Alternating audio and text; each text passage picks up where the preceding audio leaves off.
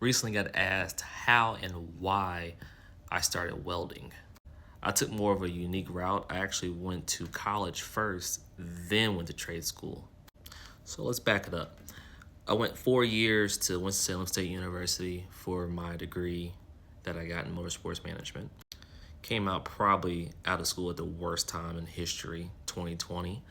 And a lot of the deals that I had lined up with certain internships with NASCAR race teams just fell through. And I already had in the back of my mind that while I was still in school, I was like, man, if this doesn't work out, I'm gonna go get a trade or something.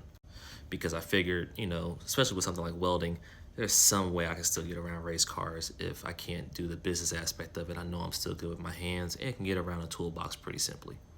So at the time, I'm living in North Carolina, but not really doing anything spectacular. Like I said, a lot of the opportunities dried up. So I'm working warehouse jobs, just staying afloat, but not really doing anything. And with everything being more or less uncertain, I was like, yeah, let's go ahead and let's try that welding thing out. Simultaneously, I started building my race car and finishing up what we had left on it, and decided to just go ahead and make the move from North Carolina back to Indiana. And I enrolled in school as soon as I got home to learn how to weld at our Lincoln Tech we have here. Fortunately, I was able to learn stick, MIG, and TIG, which TIG is what I mainly use day to day.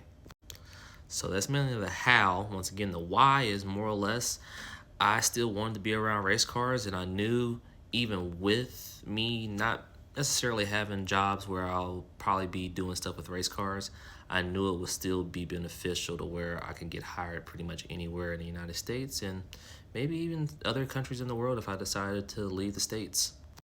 So backup plans for backup plans to still get to the main route, and that was still to go racing. So making money so I can use that to invest into other assets so we can still get the race car on the road has always been the plan.